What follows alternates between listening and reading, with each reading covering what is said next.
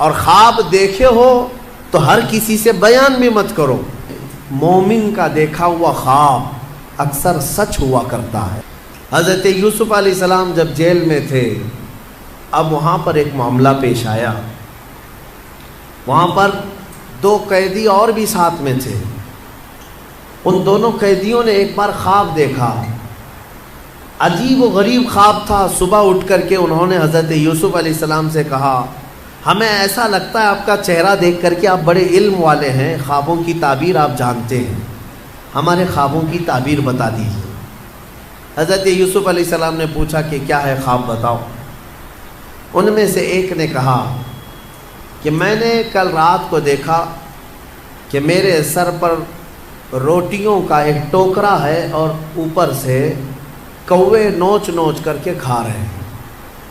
اور دوسرے نے کہا میں نے دیکھا ہے کہ انگوروں کے خوشے کو نچوڑ کر کے اس کا رس میں پی رہا ہوں، یعنی انگور کا رس نچوڑ کر کے میں پی رہا ہوں۔ ایک نے دیکھا کہ روٹیوں کے ٹکڑے اس کے سر پر ہیں اور کوے کھا رہے ہیں۔ یوسف علیہ السلام نے کہا دونوں کے خواب کی میں تعبیر بتاتا ہوں، لیکن یہ کب 7 سال ہو چکے تھے جیل کے اندر۔ یوسف علیہ السلام نے دونوں کی تعبیر بتائی اور یہ بھی کہا، پہلے تعبیر سن لے، کہا کہ جو انگور کا خوشہ نچوڑ کر کے رس پی رہا تھا، کہا تیرے لیے مبارک ہے، عنقریب تیری آزادی کا پروانہ ہے، تو جیل سے آزاد ہو جائے۔ لیکن تو آزاد ہو جائے تو میرا ایک کام کرنا کہ عزیز مصر بدل چکا ہے، اب بادشاہ جو وقت کا تھا وہ بدل گیا، زلیخا کا شوہر نہیں ہے، اس کے پاس جا کر کے میری بات رکھنا، مجھے ناحق جیل کے اندر رکھا گیا ہے، میری آزادی کی بات رکھنا۔ اس نے کہا ٹھیک ہے۔ دوسرے سے کہا جس کے سر پر روٹیوں کا ٹوکرا تھا اور کوے نوچ نوچ کر کھا رہے تھے، یوسف علیہ السلام نے کہا کہ تیرے لیے بری بشارت ہے کہ عنقریب تجھے پھانسی کی سزا ہوگی۔ اور ہوا ایسی ہی کہ 3 دن نہیں گزرے تھے کہ ایک کی آزادی کا پروانہ سنایا گیا اور دوسرے کی پھانسی کا آرڈر آ گیا۔ یوسف علیہ السلام کا جو یہ علم تھا خوابوں کی تعبیر بتانا، یہ بھی اللہ نے آپ کو معجزے کے طور پر عطا کیا تھا، معجزہ تھا۔ خوابوں کی تعبیر صحیح من عن حضرت یوسف علیہ السلام بتا دیا کرتے تھے۔ میرے عزیزو، خواب جو ہے اس کے بارے میں حدیث پاک میں بھی ہے، مومن کا دیکھا ہوا خواب اکثر سچ ہوا کرتا ہے، بلکہ فرمایا گیا نبوت کا 46واں حصہ ہے۔ مطلب یہ ہے کہ سچائی ہوا کرتی ہے، اور اللہ تبارک و تعالیٰ جب اپنے مومن بندوں کو کسی بات سے الرٹ کرنا چاہتا ہے تو خوابوں کے ذریعے سے انہیں پیغام دیتا ہے۔ لیکن خوابوں کی تعبیر جاننا یہ ہر کس و ناکس کا کام نہیں ہے۔ ایرے غیرے نتھو کھیرے خوابوں کی تعبیر نہیں بتا سکتے۔ خوابوں کی تعبیر ایک علم ہے باضابطہ، اس کے لیے بہت ساری چیزوں کا جاننا ضروری ہے۔ اور خواب دیکھے ہو تو ہر کسی سے بیان بھی مت کرو، فرمایا گیا کہ اس سے بیان کرو جو خوابوں کی تعبیر کا علم رکھتا ہے، عالم دین ہے یا عالم باعمل ہے، اس کے پاس تم اپنے خواب بیان کر سکتے ہو۔ ہر ایک کے سامنے خواب بیان کرنا بھی نہیں چاہیے، مومنوں کو کہا گیا ہے۔ یہاں بیچ میں رک کر کے میں اتنی بات کہہ دوں کہ ضروری نہیں کہ جو کچھ بھی دیکھا جائے وہی چیز نظر آئے، ہر چیز کا کچھ الگ الگ معنی ہوتا ہے۔ حضرت محمد بن سیرین رضی اللہ تعالیٰ مشہور تابعی ہیں، خوابوں کی تعبیر کے امام ہیں۔ آپ سے پوچھا گیا خواب میں اذان دیتے ہوئے دیکھے تو کیا ہے؟ اذان دیتے ہوئے اگر دیکھا تو اس کی تعبیر کیا ہوگی، اس کا معنی کیا ہو سکتا ہے؟ توجہ چاہتا ہوں میں، صرف جھٹ سے ایسی ہی تعبیر نہیں بتا دی جائے گی کہ اذان دیتے ہوئے دیکھے ہاں اس کا معنی یہ ہے۔ پہلے یہ دیکھا جائے گا کہ دیکھنے والا کون ہے۔ خواب دیکھنے والے کے اوپر ڈیپینڈ کرتا ہے، دیکھنے والا کیسا ہے۔ تو 2 تعبیریں آتی ہیں اس کی۔ اگر دیکھنے والا شریف آدمی ہے، نیک آدمی ہے، تو اس کا مطلب یہ ہے کہ عنقریب وہ حج پر جائے گا۔ اذان دیتے ہوئے دیکھا یا سنا اور وہ بھی قرآن کی آیت سے انہوں نے ثابت کیا، وَأَذِّن فِي النَّاسِ بِالْحَجِّ، اذان دیتے ہوئے اگر نیک آدمی نے دیکھا پابند صوم و صلاۃ ہے تو اس کا معنی ہے کہ وہ حج پر جائے گا، اور اگر فاسق و فاجر ہے، بے عمل ہے، اس نے دیکھا اذان دیتے ہوئے تو اس کا معنی یہ ہے کہ عنقریب وہ چوری میں پکڑا جائے گا۔ زمین آسمان کا فرق ہے تعبیروں میں، ایک ہی اذان ہے، دیکھنے والے کے اوپر ڈیپینڈ کرتا ہے، ایک حج پہ جا رہا ہے اور ایک جیل جا رہا ہے، چوری میں پکڑا جائے گا۔ اس کو بھی انہوں نے قرآن کی آیت سے ثابت کیا، فَأَذَّنَ مُؤَذِّنٌ أَيَّتُهَا الْعِيرُ إِنَّكُمْ لَسَارِقُونَ۔ قرآن پاک میں یہ دونوں جگہ پر اذان کا لفظ آیا۔ اسی طرح سے ایک اور بات میں عرض کر دوں، حضرت زبیدہ خاتون جو خلیفہ ہارون رشید کی بیوی ہیں، انہوں نے ایک رات خواب دیکھا تھا، بہت بھیانک خواب دیکھا، بہت سارے مرد مل کر کے ان کی عزت لوٹ رہے تھے، عصمت دری کر رہے تھے۔ وہ ڈر گئی صبح اٹھ کر کے۔ یہ وہی زمانہ ہے جب حضرت محمد بن سیرین موجود تھے۔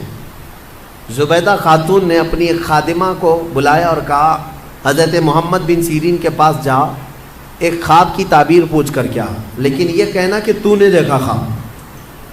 عیب ہے نا، بادشاہ کی بیوی اگر ایسا خواب دیکھی ہے تو شرمندگی کی بات ہے کہ کیا کیا دیکھتی ہے خواب میں، لوگ باتیں بنائیں۔ تو خادمہ سے کہا کہنا کہ تو نے دیکھا۔ وہ گئی خادمہ اور جا کر کے حضرت محمد بن سیرین سے کہتی ہے کہ حضور کل رات میں نے ایک بھیانک خواب دیکھا ہے۔ کہا کیا دیکھا؟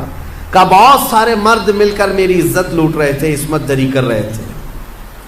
تو حضرت محمد بن سیرین نے خواب پورا سننے کے بعد پوچھا تو کیا کرتی ہے؟ تو کیا کرتی ہے؟ تو اس نے کہا میں کنیز ہوں، دربار کی کنیز ہوں، خادمہ ہوں۔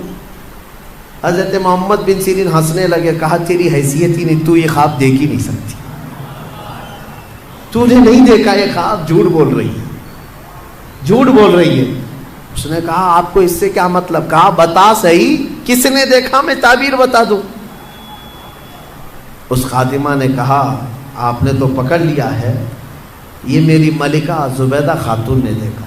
تو حضرت محمد بن سیرین نے کہا ٹھیک ہے جاؤ اپنی ملکہ اپنی زبیدہ سے یہ بشارت دے دینا کہ اس خواب کی تعبیر کوئی گھناؤنی نہیں ہے، عنقریب وہ ایک ایسا کام کرے گی جس سے پوری امت فائدہ اٹھائے گی، نیک کام کرے گی۔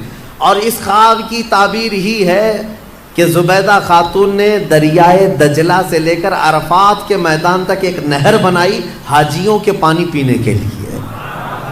ہاں، ایک نہر زبیدہ خاتون نے اپنے پیسوں سے بنوائی تھی۔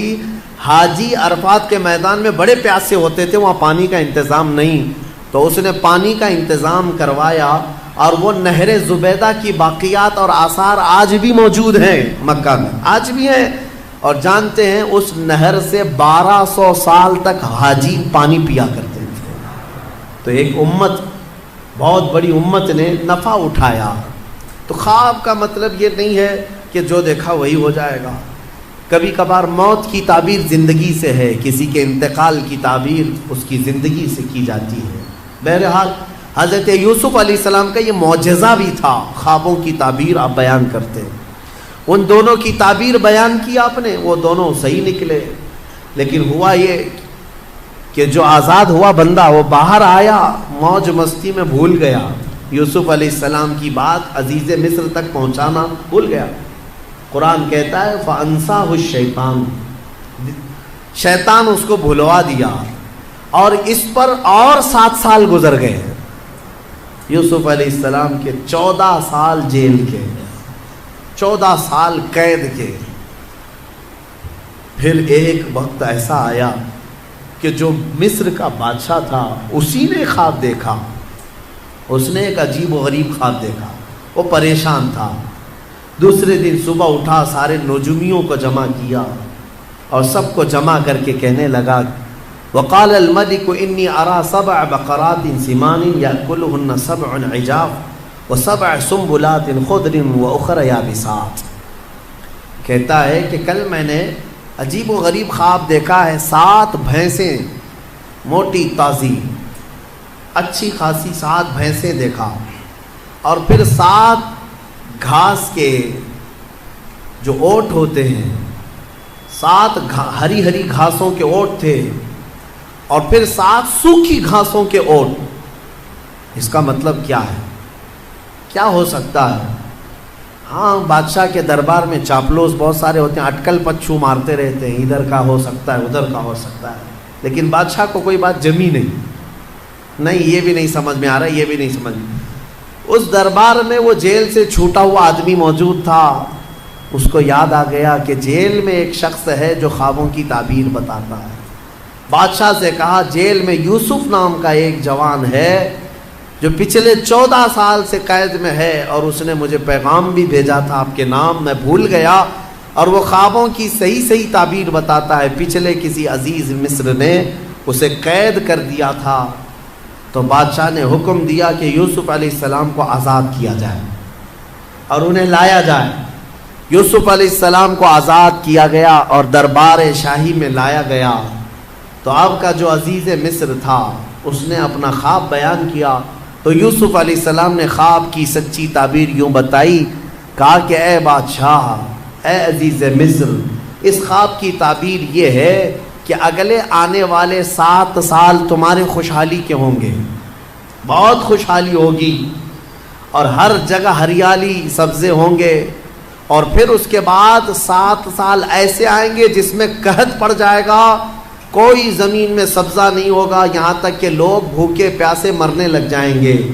لہٰذا تیرے لیے یہ حکم ہے کہ یہ اگلے جو 7 سال آئیں گے اس میں سارا غلہ جمع کر لے اور سارا اپنے لیے محفوظ ٹھکانہ بنا لے، تاکہ جب قحط کے سال آئیں تو یہ جمع شدہ غلہ اپنی رعایا میں تقسیم کیا جا سکے۔ یہ خواب کی تعبیر۔ بادشاہ کو بات سمجھ میں آ گئی کہ ہاں بالکل یہ تعبیر درست ہو سکتی ہے۔ اس نے پھر محسوس کیا کہ 1 سال کے بعد ہی مصر میں ہریالی، سبزے کی فراوانی، اناج، غلہ، کثرت سے برکت۔ تو بادشاہ کو سمجھ میں آ گیا کہ میری خواب کی تعبیر صحیح ہے۔ پھر 7 سال اس نے یوسف علیہ السلام کے کہنے کے مطابق غلہ جمع کرنا شروع کیا، خوب جمع کیا، وافر مقدار میں ساری چیزیں جمع ہوئی۔ 7 سال گزرنے کے بعد پھر قحط سالی کا دور شروع ہوا، سوکھا پڑ گیا، زمینیں کچھ نہیں اگاتی تھی، بارشیں رک گئی۔ پھر جب لوگ قحط سالی میں پریشان ہو کر بھوکے گھومنے لگے، یہاں تک کہ لوگوں کے پاس جو تھا سب بیچ دیا، لوگوں نے گھر بیچ دیے، جائیدادیں بیچ دی، زمینیں بیچ دی، حتیٰ کہ اپنے آپ کو بھی بیچ دیا لوگوں نے۔ بادشاہ اس وقت جو جمع کیا ہوا تھا وہ اب تقسیم کرنا شروع کرتا ہے۔ اب یوسف علیہ السلام کی بتائی ہوئی تعبیر من و عن جب صحیح ثابت ہوئی، تو بادشاہ نے حضرت یوسف علیہ السلام کو وزیر اعظم بنا دیا، اپنے دربار کا خاص وزیر بنایا۔ اور قرآن میں مولا فرماتا ہے کہ ہم نے یوسف کو کہاں سے کہاں پہنچایا۔ یہ سفر یوسف ہے، دیکھنا ہے میرے عزیزوں۔ ابھی اور میں آپ کو آگے بتاتا ہوں کہاں سے یوسف علیہ السلام چلے۔ زندگی میں کیا آتا ہے اور کیا جاتا ہے تم کبھی فیصلہ نہیں کر سکو گے۔ یوسف علیہ السلام وزیر اعظم کے منصب پر قائم ہوئے، اور پھر جب قحط سالی کا دور شروع ہوا تو وہ وقت بھی آیا کہ جب لوگ بھوکے پیاسے بادشاہ کی طرف آتے، بادشاہ غلہ اور اناج تقسیم کرتا۔ ادھر یعقوب علیہ السلام کے جو 10 بیٹے تھے وہ اپنے گاؤں میں بھی قحط سالی کے شکار ہو چکے تھے، اور جب انہیں خبر پہنچی کہ مصر کے بادشاہ سے غلہ اور اناج تقسیم ہو رہا ہے، تو انہوں نے حضرت یعقوب علیہ السلام سے کہا اچھا وہاں پر ایک مسئلہ یہ ہو گیا تھا، یوسف علیہ السلام کے جانے کے کچھ سالوں بعد یعقوب علیہ السلام کے گھر ایک اور بیٹے کی ولادت ہوئی جن کا نام بنیامین تھا، بنیامین۔ اب یعقوب علیہ السلام ان کو اپنے قریب رکھنے لگے، وہ سب سے چھوٹے تھے، یوسف علیہ السلام کے بدل ان سے محبت کرتے تھے، لیکن 10 بھائیوں نے اب حسد نہیں کیا، کہا چھوڑو جانے دو، اب دوسری بار کریں گے تو کچھ اور پلٹ نہ جائے۔ پہلی مرتبہ کیا تھا، پلٹ گئے، باپ سے دور ہو گئے تھے، لیکن 10 لوگ یعقوب علیہ السلام کے پاس آتے ہیں، کہتے ہیں کہ اب کیا کریں؟ یعقوب علیہ السلام نے کہا جاؤ عزیز مصر سے ہمارے حصے کا بھی غلہ لے آؤ۔ جب وہ پہنچے تو یہاں پر بادشاہ کے دربار میں آئے، میرے عزیز تو کافی سال کا عرصہ گزر چکا ہے، کئی سال گزر گئے، تقریباً 25 سے 30 سال کا عرصہ گزر گیا ہوگا، اور اس وقت وہ آئے، یوسف علیہ السلام کو انہوں نے نہیں پہچانا۔ یوسف علیہ السلام ہر ایک کے چہرے کو غور سے پہچانتے تھے، اچھے سے جانتے تھے، یہ میرے بھائی ہیں۔ انہوں نے کہا کہ ہمیں غلہ دے دیا جائے ہمارے حصے کا۔ یوسف علیہ السلام نے کہا کتنے لوگ ہیں تمہارے گھر میں؟ کہا ہم 10 ہیں، ہمارے باپ ہیں۔ کہا اور بھی ہے؟ کہا ہاں ایک چھوٹا بھائی ہے ہمارا۔ یوسف علیہ السلام کو اس بات کی خبر تھی کہ ان کے ایک چھوٹے بھائی کی ولادت ہوئی ہے اور باپ انہیں زیادہ چاہتے ہیں۔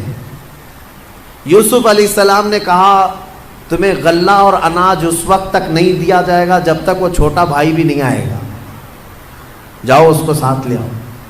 وہ سب کھڑے رہے اور کہا کہ یہ تو نہیں ہوگا، ہمارے باپ بھیجیں گے نہیں۔ کہا کیوں نہیں بھیجیں گے؟ کہا اس سے پہلے ہمارے ایک بھائی کے ساتھ حادثہ ہوا ہے۔ وہ بتا رہے یوسف علیہ السلام کو، یوسف علیہ السلام سے وہ کہہ رہے ہیں اس سے پہلے ہمارے بھائی کے ساتھ ایسا حادثہ ہوا ہے، اب ہمارے باپ نہیں بھیجیں گے۔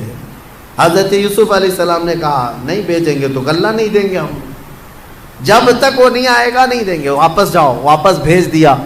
روتے ہوئے آئے، اپنے باپ سے کہا، یوسف علیہ السلام یہ یعقوب علیہ السلام سے کہا بادشاہ کا وزیر اعظم بڑا سخت ہے، وہ کہتا ہے کہ جب تک آپ اپنے اس چھوٹے شہزادے کو نہیں بھیجیں گے۔